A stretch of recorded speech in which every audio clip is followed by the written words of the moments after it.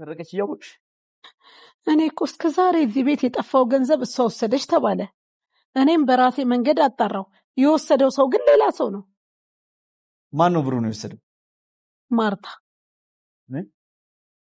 ማርታ? አዎ እርግጠኛ ነኝ። ይኸውልሽ ፍሬ፣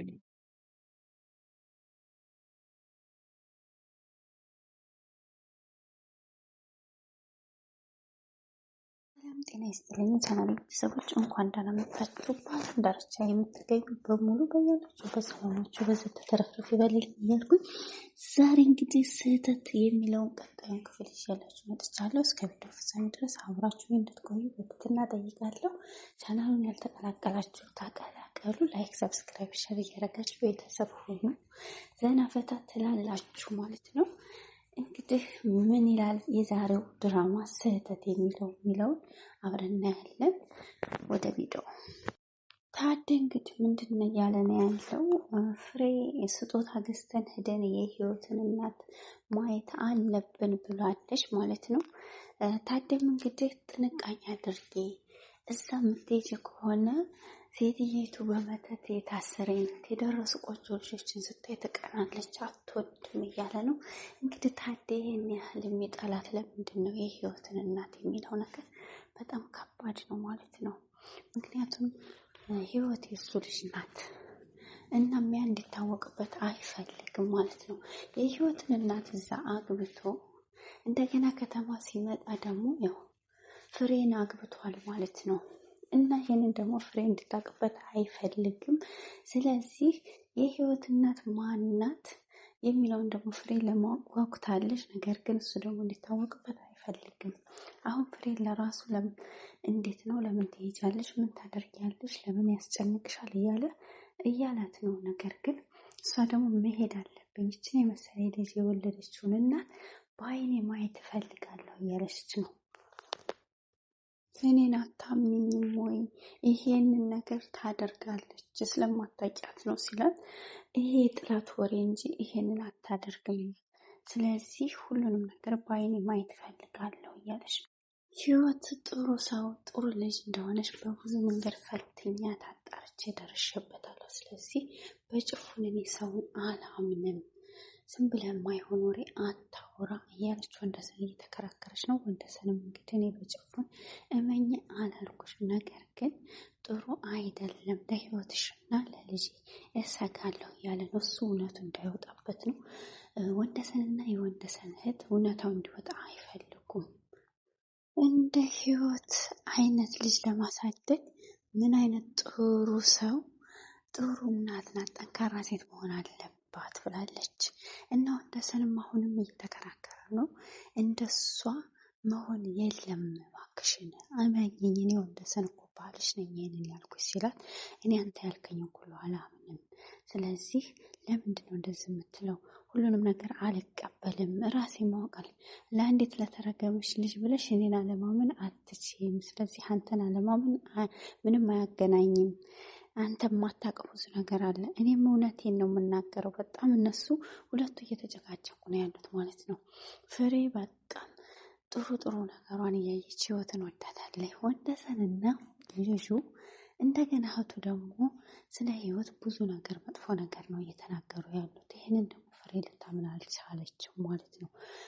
ከዚህ ቀደም ክፍል ላይ የወንደሰን እህት ብር ወስዳ ነበር ከፍሬ ቦርሳ እና ህይወት ወስዳለች ብላ፣ ይህንን ነገር ግን አላመነችም። ብሩም አሁን እንደተወሰደ ተጣርቷል ማለት ነው። እና ይሄ ነገር ወንደሰን አንድ ቀን እውነት ይወጣል የሚለው ፍራቻ ስላለው ነው የህይወትን እናት ማየትም ሆነ መስማት የማይፈልገው። ምንም ማታሚ ከሆነ ችግር የለውም። ህይወትን ነው የምታየው ወይስ እኔን ነው? ስለዚህ አንተም ማርታም እሷን ለማስወጣት እየታገላችሁ ነው። እዚህ ቤት ከመጣች ጀምራ ሁለታችሁም ትታገላላችሁ። ለምንድን ነው የምትጠሏት? አንተ ሞንክ ማርታ ብዙ ነገር አድርጋችኋል፣ ነገር ግን አልተሳካላችሁም። እኛ የገዛ ዘመዳችንን መቀበል ካልፈለግ አንቺ ለምንድን ነው አንቺ እንደዚህ የምትንሰፈሰፊለት? እኛ ዝምድናውን አንቀበልም፣ አንፈልግም። እንግዲህ ወንደሰን ዘመር ነው ብሎ ነው ሰራተኛ ሆና የገባችው። ነገር ግን አሁን እውነታውን ሲያውቅ ልጁ እንደሆነ ሲያውቅ አይፈልግም መቀበሉን ማለት ዘመዴ አይደለችም። የመጣ ሰሞን የአክስቴ ልጅ እንደሆነ ተናግራል። አሁን ደግሞ ዝምድናውን ክድሃል። ለምንድን ነው ዝምድናውን የካድከው? ስለዚህ ይሄ ነገር መጣራት አለበት። ምንድን ነው ሚስጥሩ ብላለች። ማርታ እንደወሰደችው ብሩን ስትነግረው እንግዲህ ማመን አቅቶታል ማለት ነው። እኔ በህይወት የተነሳ እኔና እህቴን እንድትወቅሽኝ አልፈልግም፣ ስለዚህ ይህንን አታደርግም እህቴ ብሏል። እሷም እንግዲህ ድፍረቱ ካለና ላሳይህና ይሄ ስትለው አይ እኔማ አላይም፣ ይሄ ውሸት ነው፣ ስለዚህ አልፈልግም ብሏል ማለት ነው። እና ቤተሰቤን መጠበቅ አለብኝ፣ አንቺ ደግሞ ቤተሰቤን እንድጠብቅ ካልፈቀድሽልኝ ሁሉን ነገር በራሴ መንገድ አደርጋለሁ ሲላት፣ መብት አለ በዚህ ቤት ማዘዝ፣ ስለዚህ እኔን የማሳመን ግዴታ አለብህ ሁሉን ነገር ስታደርግ ብለዋለች ማለት ነው። እሷም አንቺን ማስረጃ ማምጣት አለብኝ፣ እስከዛ አርፈሽ ተቀመጭ ብሏት ሄዷል ማለት ነው። እሷም ለምንድን ነው በዚህን ያህል ህይወትን የሚጣሏት? ምን አድርጋቸው ነው? ሚስጥሩ ምንድን ነው ብላለች። ህይወት ሁሉንም ነገር ሚስጥር ብትናገር ጥሩ ነበር። ሁሉን አፍና ይዛ ተሰቃየሽ ማለት ነው። ምክንያቱም እሱ አሁን አባት ነው ብላ ብትናገር በጣም ጥሩ ነገር ነበር። ነገር ግን ሚስጥሩን መናገር አልፈለገችም። ፍርዬ እንግዲህ ህይወትን የት ጠፍተሽ ነው? ለእናቴ ስጦታ ልገዛ እኮ ምን እንደምትወድ ልጠይቅሽ ነበር ስትላት፣ ለምን ትለፊ ያለሽ ፍርዬ አትልፊ ስትላት፣ አንቺን የመሰለ ጨዋ ልጅ ላሳደገች ስጦታ ቢሰጣት ምን ያንስባታል ብላለች ማለት ነው። ህይወትዬን እንግዲህ አንቺ ጥሩ ሰው ነሽ ብላታለች ህይወት ማለት ነው። እና ስለ እናቷ ጠይቃት ነበር ፍሬ። እናቷ እንግዲህ እናቷ የምትሰራው ምንድን ነው ስትላት፣ ለእኔ ብላ የጠቆረች የከሳሽ ለእኔ ብላ ብዙ ስቃይ ያሳለፈች እናቴ የራሷን ስራ እየሰራች የምታድር ናት ብላታለች ማለት ነው። እና በጣም የሚያሳዝን ታሪክ ነው የእናቷ ታሪክ። ወደ አባቷ ስትሄድ ደግሞ ያው አባትሽ ብላ ፍሬ ስጠይቃት ህይወት አንገቷን ደፍታለች ማለት ነው።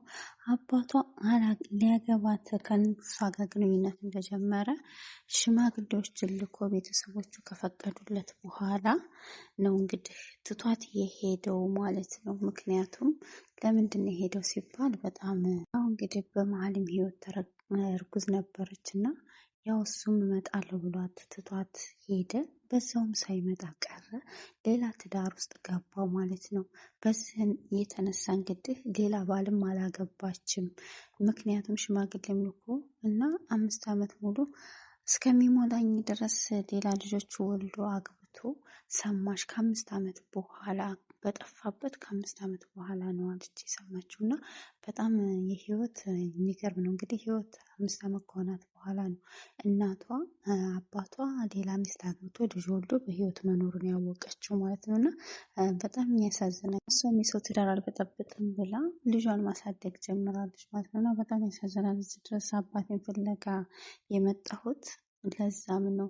ስለዚህ እኔ እዚህ ድረስ እሱን ፍለጋ መጥቼ አባቴ ስለው ልጄ አይደለሽም ብሎ ከዳኝ እና በጣም ያሳዝናል ብላታለች። ፍርዬም እንግዲህ አትዘኝ፣ እሱ ነው የጎደለበት አንቺን የመሰለ ልጅ በማጣቱ እና አይዞሽ ብላታለች። ፍርዬ እሷም አልጨነቅም፣ ራሄልም እሱ ለእኔ ዘመዶቼ ናቸው እና ጥሩ ነው አይከፋኝም ብላለች ማለት ነው።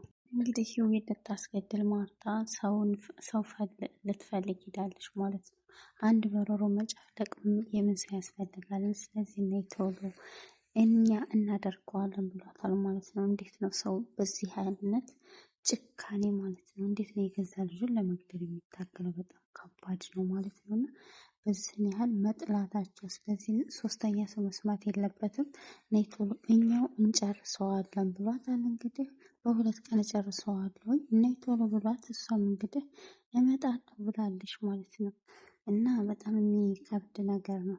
ለራሄል እንግዲህ አባቷ ሮቤል ቤት ሊለቅ ነው ብሎ ሲነግራት በጣም ከባድ ውሳኔ ነበር የወሰነችው። እች ልጅ ዛሬም እዚህ ቤት ካደረች እኔ አላድርም፣ ሮቤል መውጣት የለበትም ብላለች ራሄል ማለት ነው። አባትየው እንግዲህ ነይ ቶሎ እባክሽን ብሏታል ማለት ነው። ህይወትም እያጸዳች ነበረ ደረጃ፣ ነገር ግን መታ ሳታስበው ነው ያነቀቻት ማለት ነው። ምክንያቱም ሮቤልን ትወደዋለች ራሄል። ሮቤል ደግሞ የሚወደው ህይወትን ነው።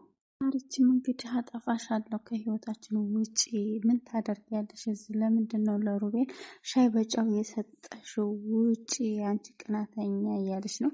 አባትየው ግን ዝም ብሎ ያያል ማለት ነው። ሁለቱም ልጃቸው እንግዲህ አባትየው ዝም ብሎ ሲስቅ ነበር። ሁለቱም እየተፋጠጡ ህይወትም አባዬ እያለች እየጠራችው ነበር። ነገር ግን ድንገት ራሄል ራሷን ስታ ወደቀች ማለት ነው። በዛን ሰዓት እንግዲህ ጉዳት ደርሶባታል ራሄል። ህይወትም እንግዲህ ወደ ክላሷ ገብታ ለምንድን ነው በዚህ ያህል የሚጠላኝ አባቴ? ለምንድን ነው እንደዚህ የሚያደርገኝ? እኔ ምንድን ነው ጥፋቴ ብላለች ማለት ነው። እና በጣም አዝናለች።